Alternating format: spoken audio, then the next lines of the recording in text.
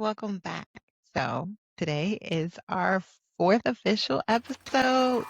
I know, I know. We're getting there slowly but surely. We're climbing that hill. Have you ever felt exhausted, but you still show up?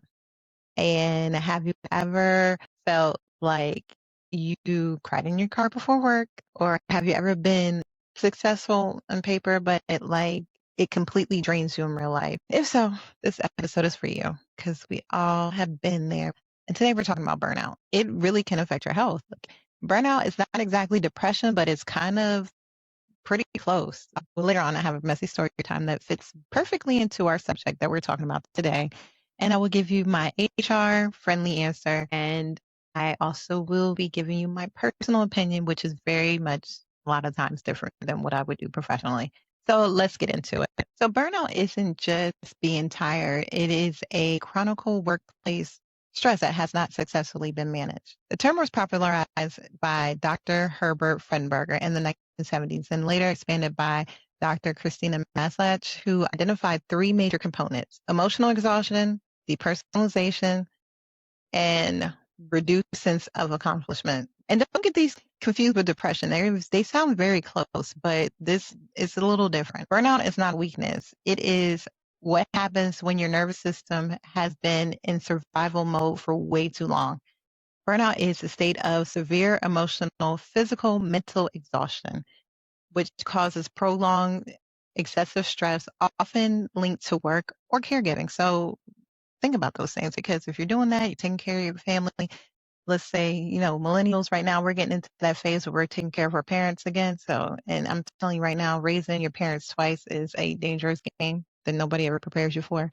I don't know why nobody told me this. And my brothers are older than me and they're not assisting as they need to because we got to put their parents in daycare.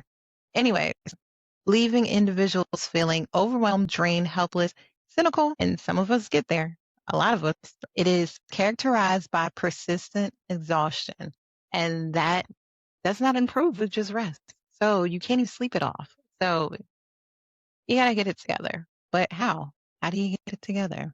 So some key aspects of burnout and what you need to be paying attention to is physical exhaustion, headaches, stomach aches, change in sleep patterns, change in eating, emotional exhaustion, which is draining, helplessness, unmotivated, and you just can't get it together. Like you can't do anything to get yourself to feel like, I got to get this together or be motivated by something because that happens too. Being negative and having an attitude towards work or even people. And sometimes that's just what you think is like normal. And then sometimes it's extreme, which is what burnout can cause, and a reduction in performance because the sense of not feeling enough or the inability to meet the demands makes you feel like you have nothing left to give. And that is a symptom or a thing you should think about if you are feeling that way. Like you should really take that in consideration. Now, burnout does come in phases. There's a honeymoon phase where you're high energy, you're producing, but it's the onset of the stress and then your actual burnout. So when you get to those phases and you've probably been in an overstimulated environment for way too long with too much pressure, and there is hope. And one thing that we said we were going to do in the big 2-6 is set boundaries.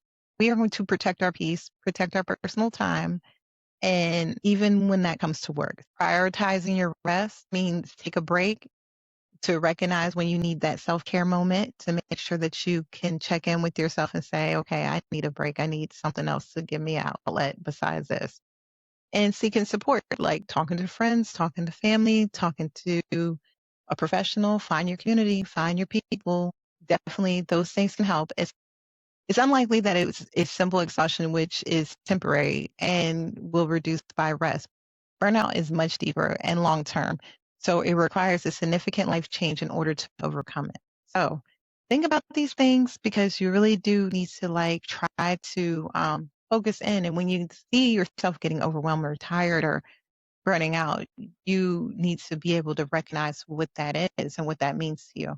Let's talk about some of the symptoms that can show up in your personal life. All these things I've talked about so far, they can show up in both places. They can show up professionally and personally, but Some of the effects: anxiety, panic attacks, heart palpitations, brain fog. So if you're like very forgetful, and insomnia. So your mind just will not let you rest because you're thinking about everything that you need to do or have to get done. If you're emotionally numb, that's a problem too, because sometimes you don't recognize it to be, but you should definitely check in with yourself. Crying spells, you're irritable. So you're questioning yourself. You're questioning how good you are. So those are things that you should definitely pay attention to. Get into today's messy story time because this is what burnout looks like in real time. So don't judge me. First of all, I can't see, and I'm not trying to wear my glasses because I don't need the glare. So, and I'm fighting for my life on this thing every day. So, story time. So, I found this post and it was titled "Considering Resigning Without a Job Due to Toxic Work Environment. Need advice." Hi, everyone. I'm in a senior role at a startup company. I have been at the company for several years. Over time, I have gained valuable experience, learning opportunities, and earned a decent pay. I have consistently performed well, taken initiative, and often gone above and beyond expectation. For a long time, I genuinely loved my job and felt like I was thriving. But over the past few months, something has changed. My boss's behavior towards me has shifted. Suddenly, I have been belittled, shut down when speaking, yelled at in front of colleagues, and spoken to and frequently cussed at. There hasn't been a feedback about poor performance or a formal concern raised, just noticeable change in tone that feels more hostile and demeaning. Honestly, cannot point to a specific incident that caused it. To be fair, the behavior has shown up occasionally in the past, but I've tolerated it. I convinced myself to toughen up and assumed it was stress or emotional outbursts related to work pressure. I stayed professional, usually respond to things with noted, understand, and continue doing my job. But recently, it has been a daily occurrence. It's now taken a serious toll on me. I'm experiencing severe burnout, anxiety, loss of confidence, and physically stressed, like heart palpitations and chest tightening. I find myself breaking down into tears when I'm alone, and I constantly feel on edge. I'm having a panic attack. I genuinely am worried about my mental and physical health. I'm considering resigning. The problem is, I don't have another job lined up. I do have a little bit of savings, but it's limited. And I feel torn between staying for financial stability or leaving to protect my well being. Right now, I'm so burnt out, I can't even apply for a new job. It feels so overwhelming. Has anyone ever resigned from a job without another job lined up because of a toxic work environment? To be that stressed at work and that is physically, psychologically causing you harm, yelling at, belittling, public humiliation, daily hostility, like a hostile work environment. No, that is pure dysfunction. The physical symptoms, the heart palpitations, the stress, the crying, that is your body telling you, I am not safe here. So, as you know, I put on my little HR hat, and my professional strategic advice is number one, get your resume together. Like, make sure your resume is updated. And something that everybody should always do is update your resume at least once a year. You should do it honestly every quarter, but at least once a year because you've had tasks, you've had things that have happened in the year that you probably should elaborate on in your resume. Even if you're not looking for a job, that's my HR opinion. You're like, man, I don't even remember when I used to do this. You have an idea of everything that you've done, but if you update it quarterly, you will always be ready. And if you stay ready, you don't have to get ready. But moving forward, make sure that you update your resume. That is number one. Immediately, even if you don't feel like it, start applying for a job, at least one job every day. Another thing is document everything. Document the incident, document what was said. If you have witnesses, the time, the date, the language used, exactly what was said, who was there, who saw what, document, document, document, document. And you would never believe how many people actually don't do that. Your goal isn't to go into a workplace and be harassed or anything like that. But when things like that happen and it's the possibility of something like that happening, if you're uncomfortable with a situation, even if you don't plan to move on it, document everything. Check your leave options too. If you are in the US, you may be eligible for FMLA or the Family Medical Leave Act. So you would definitely need to look into that. If you qualify for it, this protects your job while you take leave for your health. It protects you so that during that time you wouldn't be able to be fired. FMLA is definitely an option to look into. And also, I would look into labor relations union or employee relations, labor LR, LER, ELR. So basically, those are some of the things that it would be called, but like just an employee labor relations group. That is not necessarily a union, but basically they are like the in between a manager and an employee. So they mediate. It would help handle individuals that have a conflict and ways to work around it or processes to grieve it. LR or LER, or depending on where you are, it ensures compliance with employee laws, FMLA, investigations, complaints, if you have those things available. Also, consider filing a complaint. I don't know what the relationship is with the person that's actually doing the stuff, but if there's a person above and a way to go around, there's definitely a will and a way. So if you feel safe in the situation, I won't say feel safe because you don't feel safe, obviously, but consider filing a complaint if you feel safe to do so. But you also have to be very realistic about what the results of that could be. So move with caution. Do not immediately resign. That's an impulsive decision. You should not do that.